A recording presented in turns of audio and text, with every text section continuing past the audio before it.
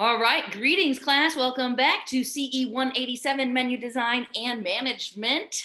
Week 4, chugging along.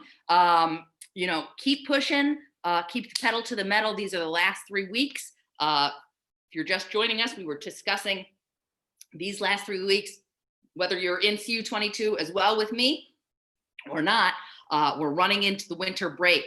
Classes, your final work will be due on December 20th. That's the Sunday at 11:59. So plan ahead. Make sure you're ready to knock everything out so that you don't find yourself with a lower letter grade than what you came into week 6 with because you don't execute it on time. I've seen a lot of late work being submitted, from knowledge checks to discussion forums. So if you continue down that road, you're setting yourself up for not as high of a grade as you could finish with. So let's get in there, change that trajectory right now so that we can finish strong and be successful. And then, of course, we'll all go on winter break. That means, some of the offices will be around, open, obviously, within the main offices, but all chefs will be off. We'll all come back. Classes will resume January 6th. I suggest hopping in on January 5th, poking around just to see. You should be set up in the next class that you'll be in. And that's that. So you all are getting down to the nitty gritty end of everything, moving into externship. As we know, professionalism, timeliness, submissions. Rob and I were just talking about externship. It doesn't fly in this industry being late, showing up late. That is exactly the same as submitting late work, right? It does not bode well. You've got, I remember being told that, guess what?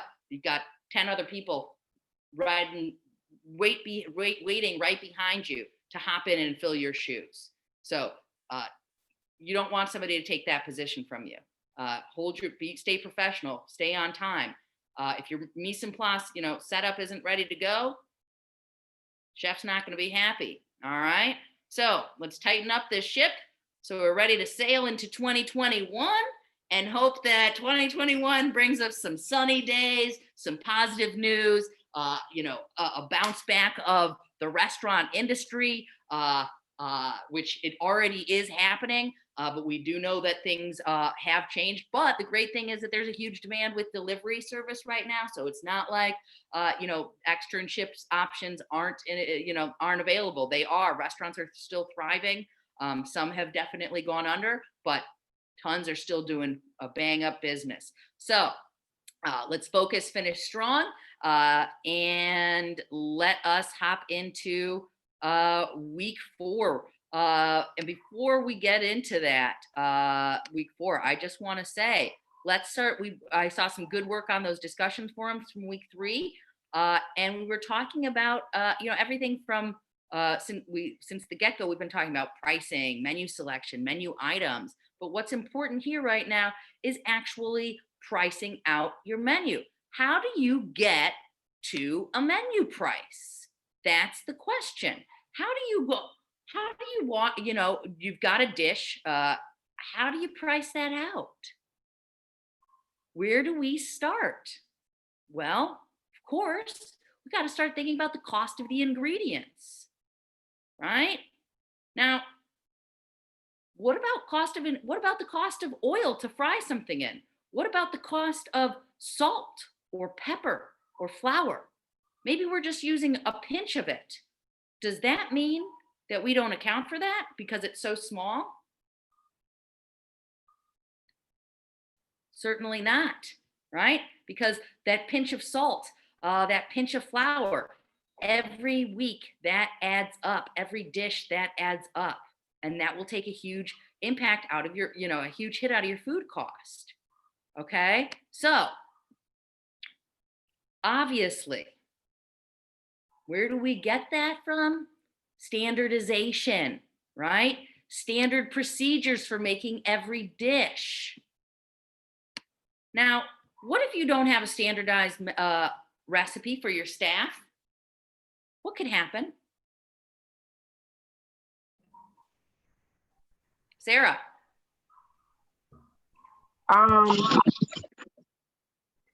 If you use too much of one ingredient, you could lose money. You could lose money. What else? Drive up the food costs. Drive up food costs. Exactly. Regina. Hey, you can take and actually, before you even get started, go out of business from the prices that the money that you're spending on, and then your food is not going to have no type of consistency on the flavor. Consistency. There you hit it. Consistency. Okay. Consistency is important because as a customer, I'm going to go in and I want to get the same sandwich or the same soup that I got 2 weeks ago. And if I don't have a standardized recipe for my staff to follow and adhere to, how am I going to ensure that that tomato soup tastes the same every single week? If I don't have a standardized recipe, if I just say, oh, just take some tomatoes, right? We just did that seasonal soup last week. Let's use that as an example for summer, right? I'll just roast some tomatoes and onion and garlic, roast it for a little while in the oven, throw it in the pot, and add some stock and finish it with cream. Make sure you season it nicely. That is a sure recipe for disaster, is what that is. You're going to have different thicknesses. You're going to have different levels of salt, right? How far roasted were those vegetables? What time, what setting? If you don't have consistent standardized recipes, there's no way to ensure a consistent product, which is going to, in the end, most likely cause a loss of customers. Additionally, and what's extremely important there, how are you going to know what to order? Your inventory, right? Oh, I think I've got enough tomatoes back there. Or maybe I put too many onions, too much garlic. Well, I like it with extra garlic, so I'm going to put extra garlic.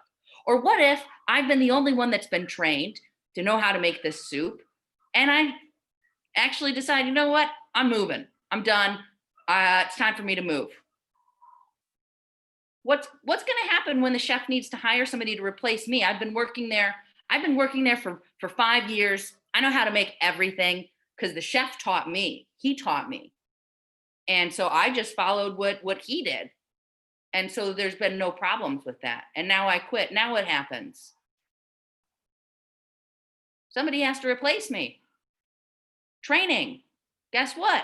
You don't have recipes. How are you going to train? Now you have to train the staff all over again? Having recipes ensures you've got a baseline that you're going to match. All right? So, this is what you need to start thinking about. In some locations, now again, remember, we have a wide range of types of establishments, okay? Where some might say, oh yeah, it's fine, just throw a little in here, throw a little in there. That's not how to be a successful restaurant. You're eventually something's not gonna work out. Your books have to be tight, all right?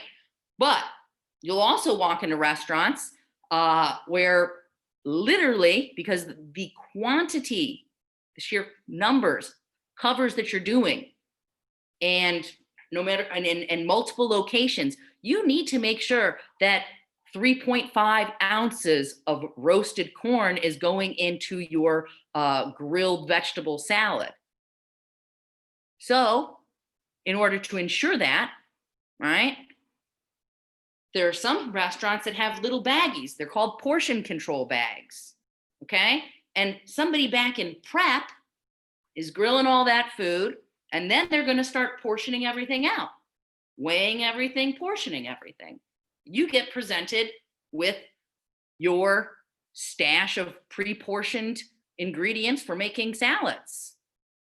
I've worked in a place like that, and guess what? I'll tell you, it was extremely efficient. You also put a sticker on there, you know, when it was made, when to throw it out, consistency across the board. And I know, all right, I need to take this bag and this bag, I need to dump that in, I need to add You know, they were a little bit more lenient, obviously, on the actual greens, but the components that are going in there, right, to make the salad so that it's balanced, so it's well composed, were standardized.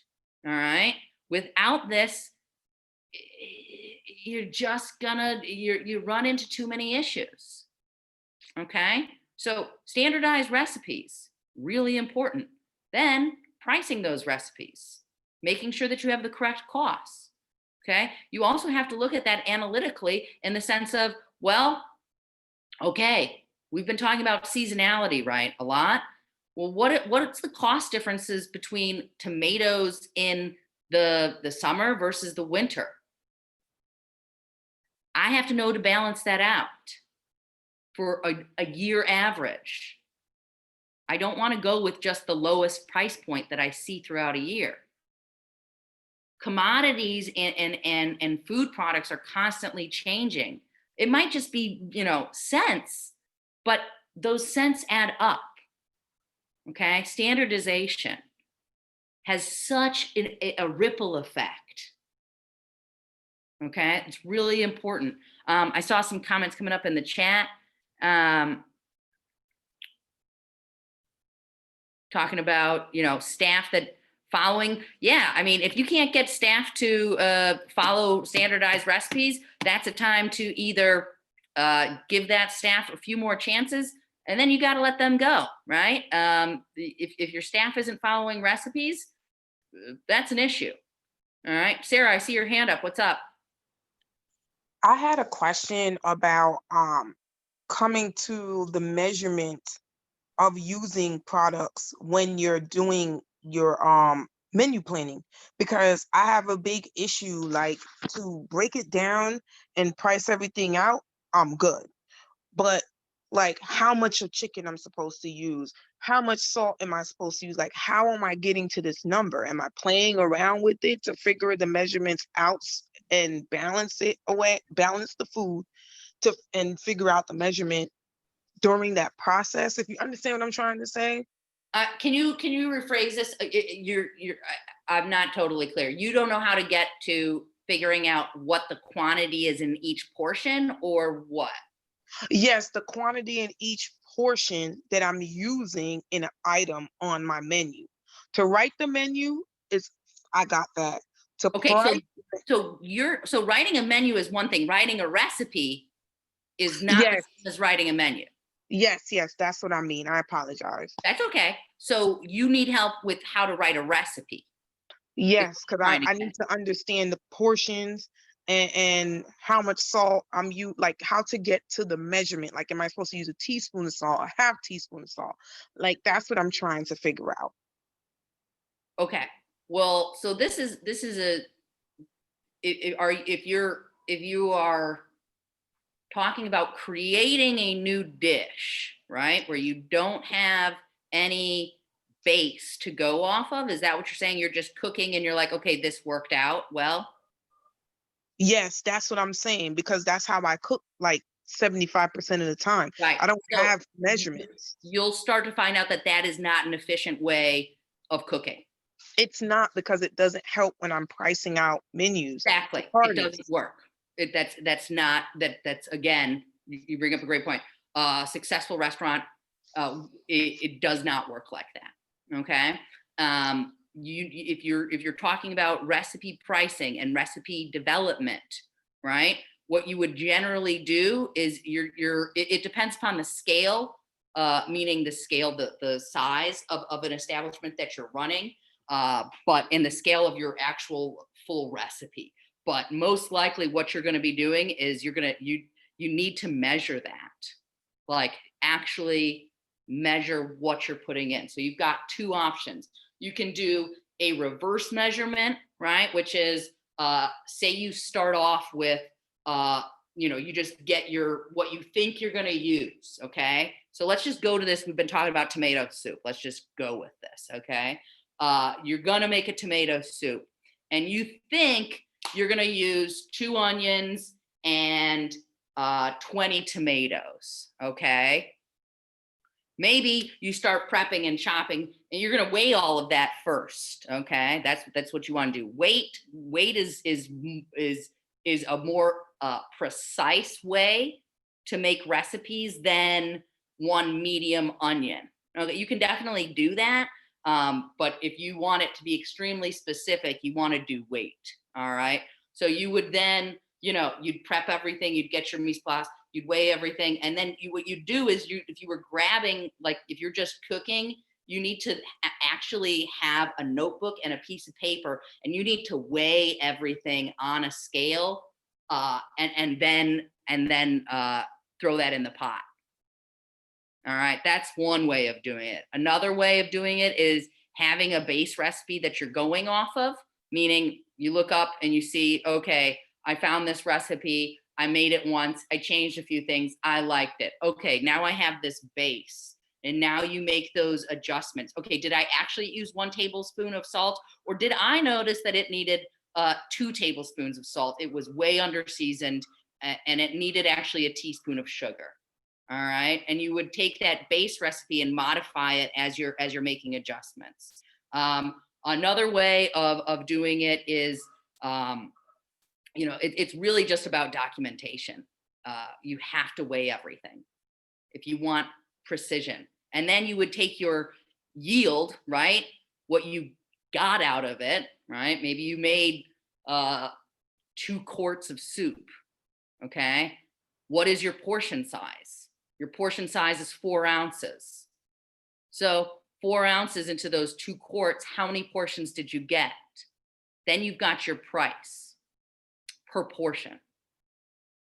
But it's in order to properly build recipes and have a proper cost, it takes time. It's not, you can get kind of some ballparks, but if you want to be precise, you need to be weighing and measuring. That's how any large establishment is going to work. Okay. Otherwise, more fine dining establishments where you have really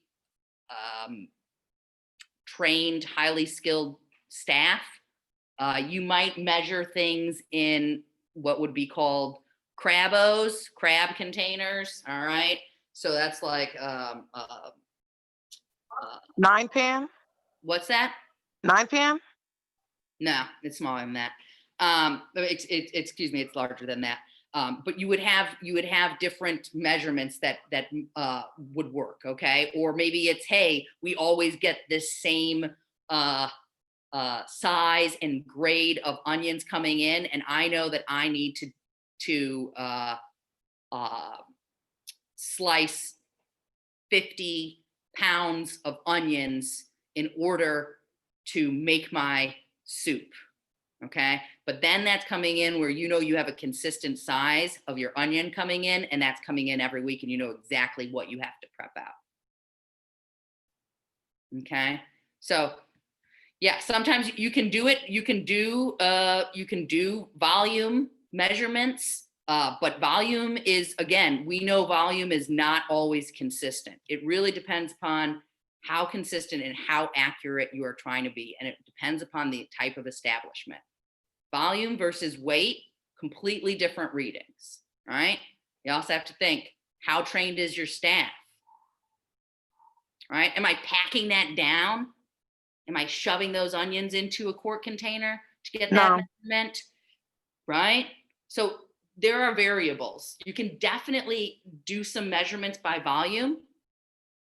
Some will work. Some will say, hey, we know that there is standardization of when I order my parsley from my purveyor, I'm getting these bunches of parsley that have met the specifications that I have set forth, okay? And I know that to make my herb marinade, it's 3 bunches of parsley, 2 bunches of rosemary, 1 bunch of thyme, 3 bunches of scallions, 25 cloves of garlic, a liter of olive oil, okay? Blend and let sit for 2 days. In those situations, you have a little bit more flexibility. okay? Because you know how many bunches are coming in and you know what your price per bunch is. Because that would be another way of actually assessing what is your price. Because if we looked then we have to start looking, it becomes a really big, this is not just an easy conversation, because it becomes a price of how much is that actual bunch of parsley, right? Am I using all of those stems?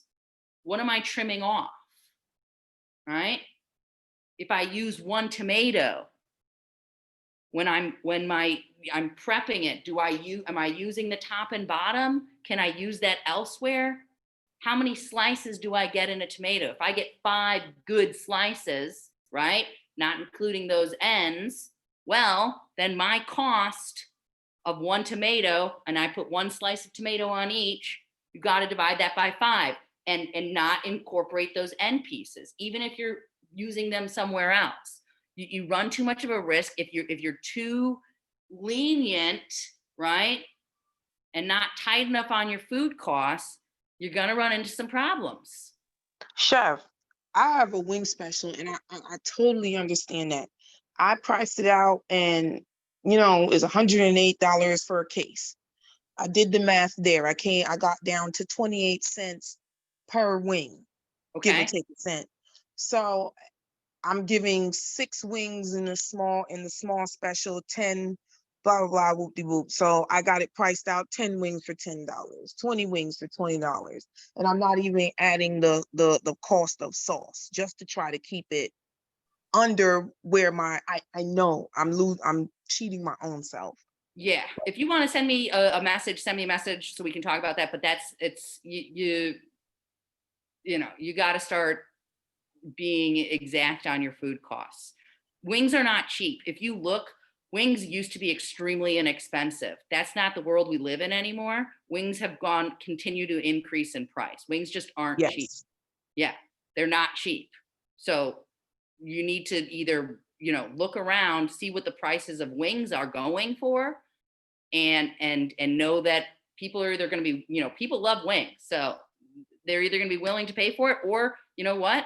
You got to take it off your menu. Or if you're losing money on dishes, unless you have, which we're going to be talking about, menu mixes, right? How to offset that. Otherwise, you're barking up a tree that you don't want to bark up. All right.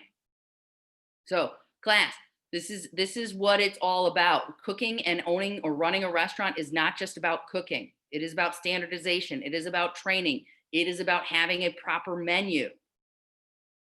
How to make a correct menu mix. How are you properly pricing it? What's your food waste? Okay. So I want to pull up this your actual class page so you can check this out. We kind of were touching on this, but sometimes it helps to have a visual. Here we go. Calculating the food cost of a dish. List every ingredient. That's what we were talking about, right? Literally every single thing. Okay, look, it says even every single parsley leaf or a sprinkling of salt. We've been talking about this for months now, right? Those sprinkles of salt, that garnish adds up when you're doing quantity. Okay, then calculate the cost of each ingredient.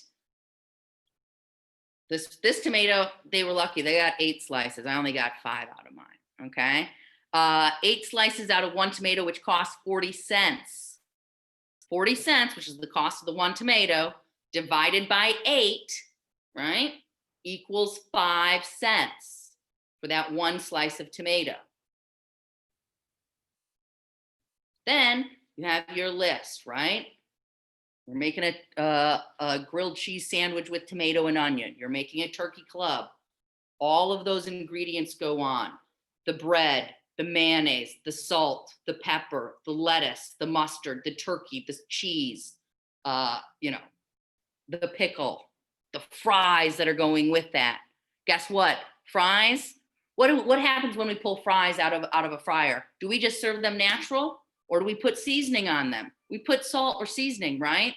Fries it's not just the cost of a fry that you're buying. and that you're selling. You're seasoning it afterwards, okay? Like I said, literally all of this adds up, okay? Then you divide the menu's cost by your food cost percentage, which is typically about 30%, all right? You don't wanna go, your food cost shouldn't be going over 30%. I worked for a place where they tried to keep it under 24%. It's really tough. It's really tough to do, okay?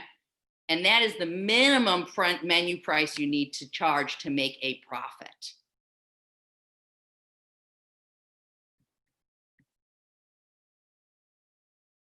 Now, determining menu prices, right? This is what we were talking about, just mentioned, right? What are your competitors charging? What's the price? What's the average price going for? We could look at pizzas and say, hey, you know what? I can buy like a Domino's pizza, 2 medium. They've got a deal. And it's like $15. I don't even know what it costs anymore, but maybe that's what the cost is. And then you look at the great hand-tossed, wood-fired pizzas, and those are $15 for each one. Well, guess what? We're not there. A Domino's in a hand-tossed, wood-fired oven, they are not the same. Sure, they're going to be in their realm, right? Pizza, but cheap, fast, greasy party pizza is very different from artisanal pizza. Okay. How do you start looking at that? Is that a competitor? Yes, it is on some level, but not a direct competitor, because you're offering a completely different product on some level, even though you're still talking about pizza. But you're looking at a different customer base. The customer base that's always, there's going to be some crossover there. We've been talking about this, but not everybody. If I've got a bunch of kids, if I've got 4 kids running home, am I getting artisanal pizza wood fired for them? They're all under age 10? No, I'm getting Little Caesars, pizza. I'm doing it up, right? Maybe if I'm going out on a date night, I'm going to get the artisanal one. It's a COVID date night, movies in house. Sure. But it's again, different market, right? You have to start analyzing this, thinking about reality, really who your target market is, and how you're going to price point your menu, okay? And you need to make a profit, okay?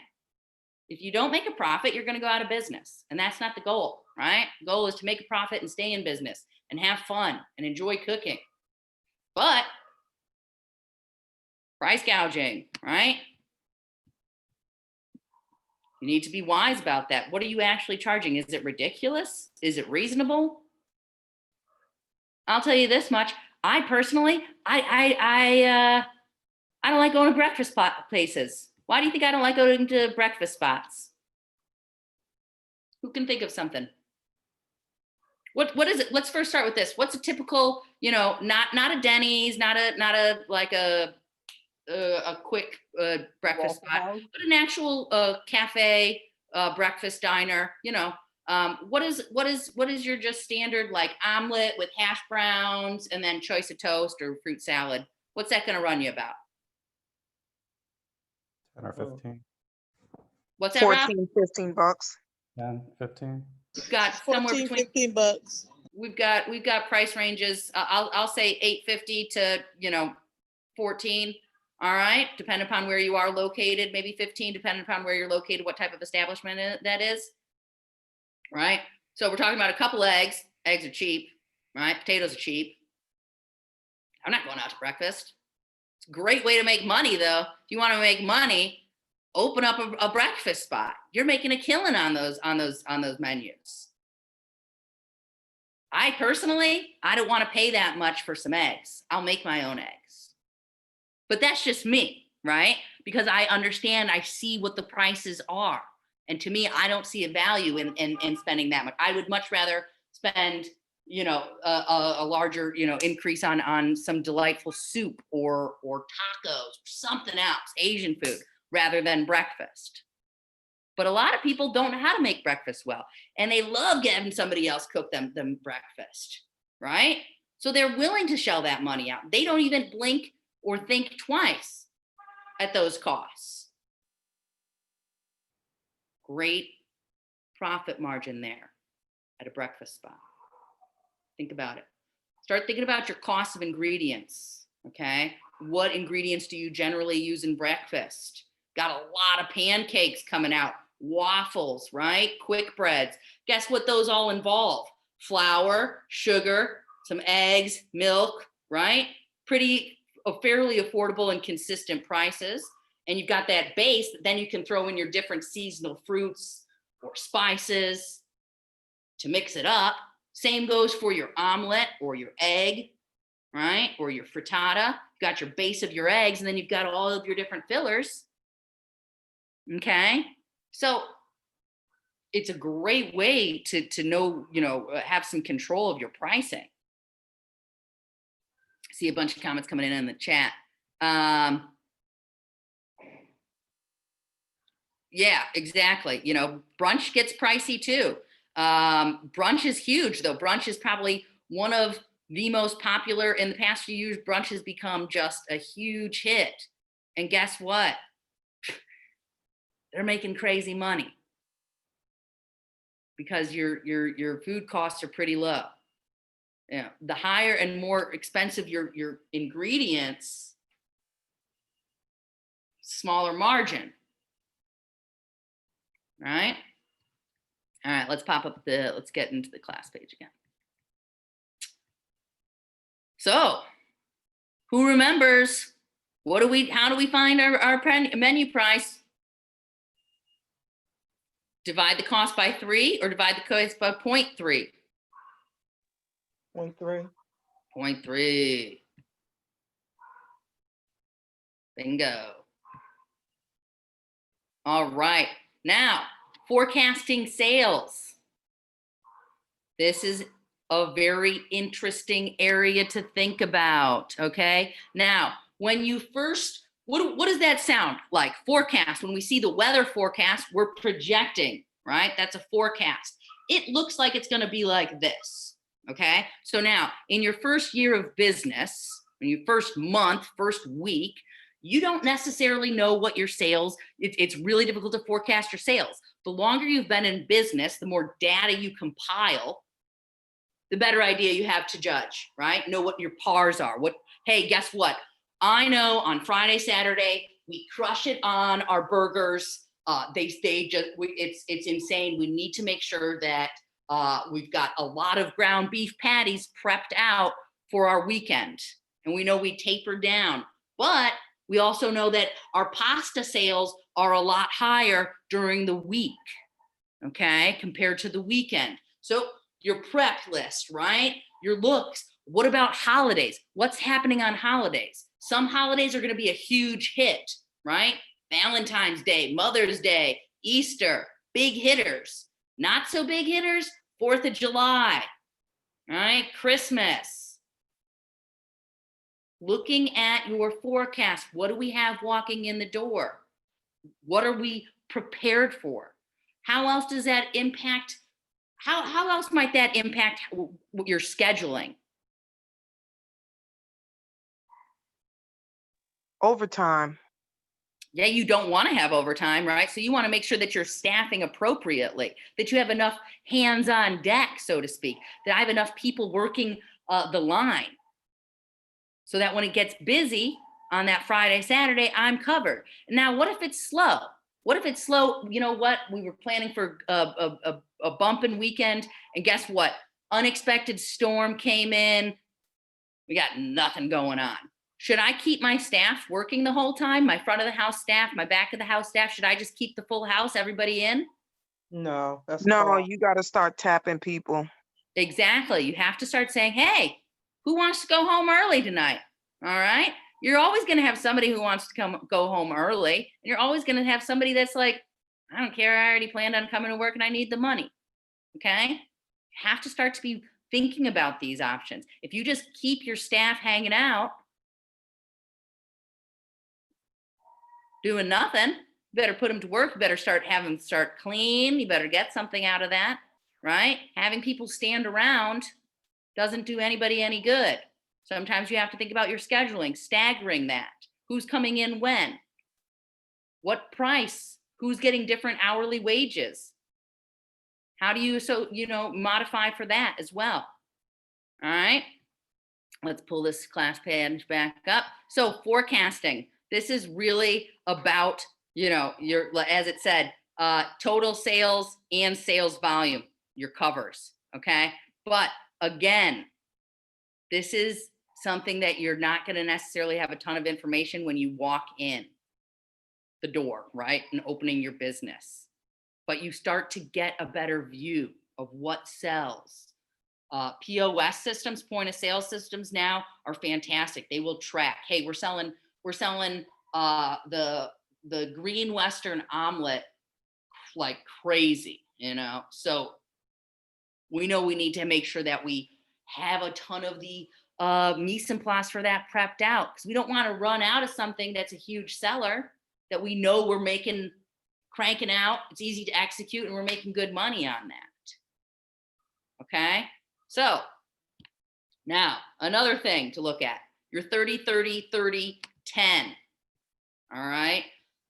Food costs, 30% of sales. Labor costs, 30%. Labor costs we were just talking about, right? Your staff.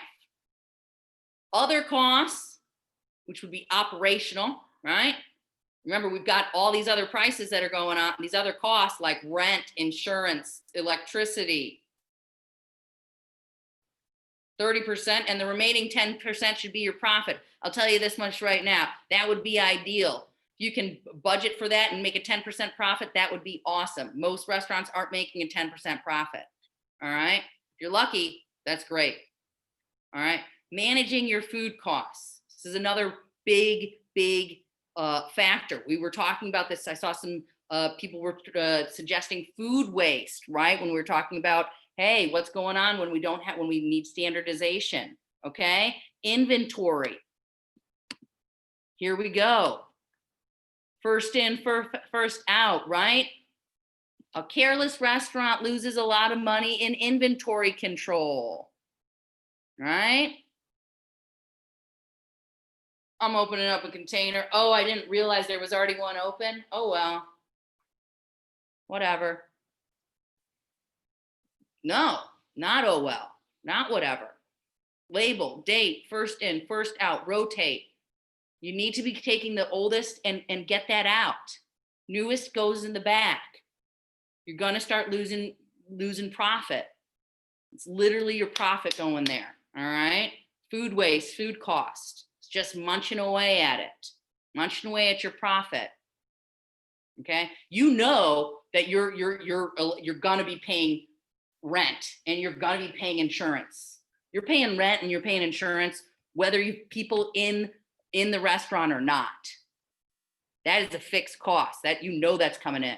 Your staff, your food costs, you have more control over those.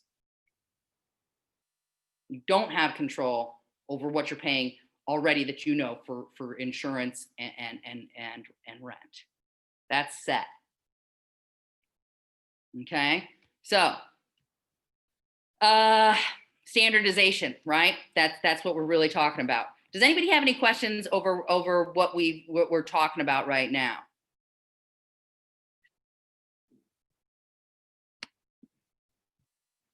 Nope. All right, let's move into the next section. Suppliers, okay. Let me just pull this up for y'all. Suppliers. Where to get your supplies from? Who? Is it local? Is it Gordon Food Service? Is it a national chain? Is it international? Is it hyper local? Where are you getting your to-go containers, your napkins, your straws, your to-go soup containers, your bags? Okay, everything gets accounted for. And you need to have a good relationship. Okay, you need to have a good relationship with your suppliers as well. Okay, it's not just about getting the product. Your purveyors are going to be able to introduce you to new products. Hey, guess what? This is trending. Hey, we got a great recipe. This is how you can incorporate it. Why not try that out as a special, see how it flies, right? Cisco, US Foods, those are some big ones. Like I said, GFS, Garden Food Service, might be another one that you're familiar with. Okay, you've got global and international. You've got buying directly from farmers, producers, right? That's more of that small scale, direct one-to-one relationship, which you can build a relationship, and then you want to obviously highlight that on a menu. Say you've got some local lettuce coming in from Farmer Bob down up the road. That's great. Okay, and then you've got food co-ops as well, which is somewhere between that's connecting farmers and consumers. Not a ton of establishments work with these two, food co-ops or farmers markets. You're going to see a lot more of international food suppliers and large food suppliers, national food suppliers. Okay, let's hop into one of the last things. Boom, which I love this. Okay, reducing costs, cross utilization. I'm gonna pull this down. What's a good example of cross utilization? I was talking about it earlier with the breakfast example.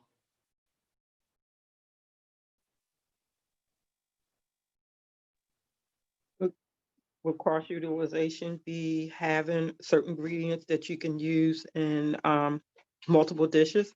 Bingo, Catherine. Yep, exactly that. So if I am, let's pick one of my favorite cuisines, Mexican cuisine. All right, let's talk about salsas. Remember in Ce132, you took about 5 different ingredients and you made 5 different salsas, right?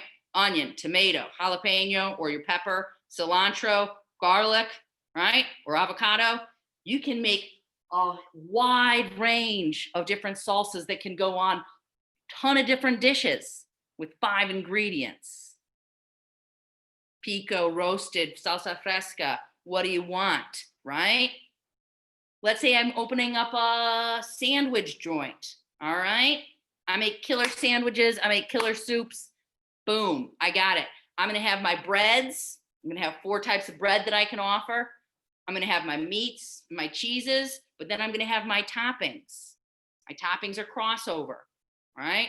Tomato, lettuce, onion, pickle, mustard, condiments, right?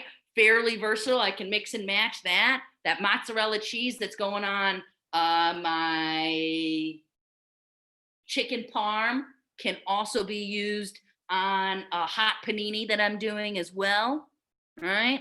Okay, I've got that tomato sauce. All right, tomato sauce. I'm gonna make one type of tomato sauce, but then I could add chilies to it to make a hot, spicy arrabbiata style. And now I've got one base, I've got cross utilization. I can use that marinara tomato sauce for my pastas. I can use it for my chicken parmesan. I can transform it. I could add some, I can make it with my arrabbiata. I can also turn that into a soup.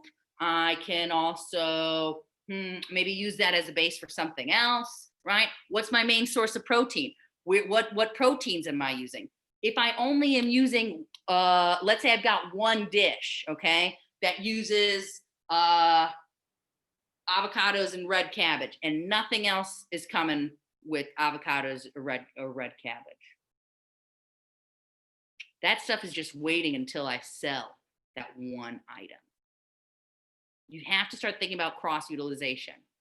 Having multiple items that are only used in one dish, also tricky to manage.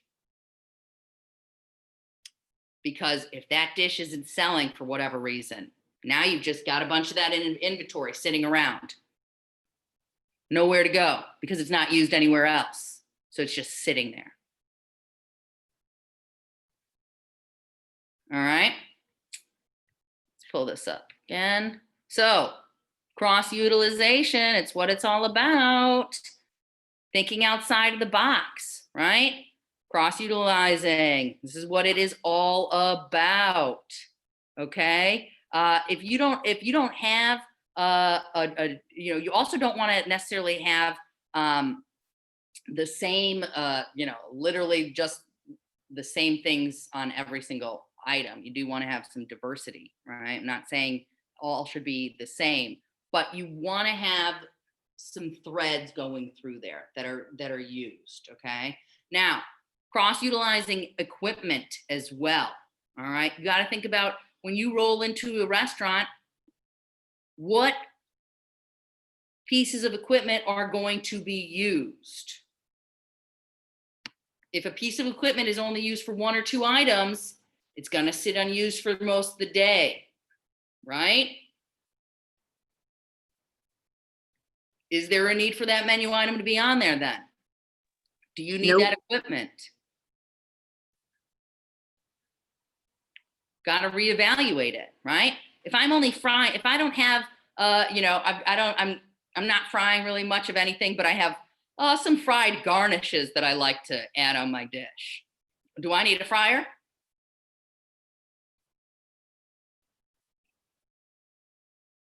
Probably not. No. No. If I run a pizza special, a couple times a month, do I need a pizza oven? Not unless I'm doing making other dishes that utilize the wood, a pizza style oven, or I can put that equipment to other good use. All right. Okay. Last but not least, I want to just quickly go over the discussion forum and then see if we have any other questions. This week, so I have blah blah blah. Okay, no, actually this one should be okay. So please just post. I just made one thing here. I don't know if this is going to work. We're going to give it a go. I know people have been having issues with the discussion forum and replying to people. If you can all post in this one, great. If you can't, then I've got to rework it and figure it out, and we'll just continue to go through and through. But essentially, you always have to wait 5 minutes before your initial post to be able to apply to anybody else. And if you haven't posted in that thread and you're reading somebody else's post in another discussion forum that you haven't posted in, you may or may not be able to post. But for the most part, a lot of people have been able to be successful in these. It just seems that some people are having some issues. So just trying to clear this up. We'll give this a go. If you can all post in this one, great. I don't know if it's going to work. I'm trying to do the best that I can to figure out something that makes it a bit more streamlined for everybody. But the question is pretty straightforward, right? What are 2 dishes you can create or recipes you can create with food waste or scraps? Okay.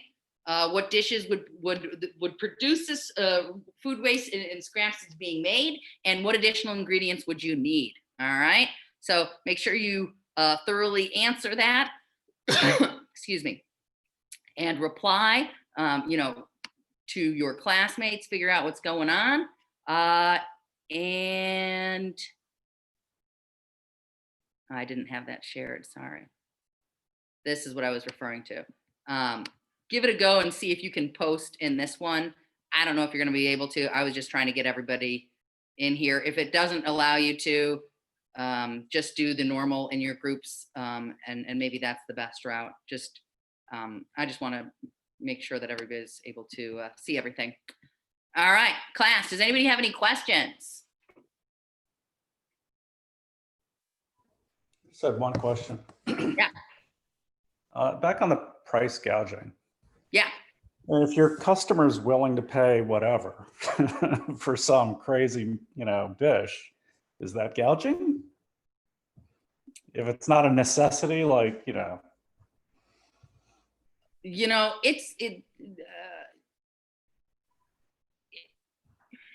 it's a loaded question. Truly. Yeah.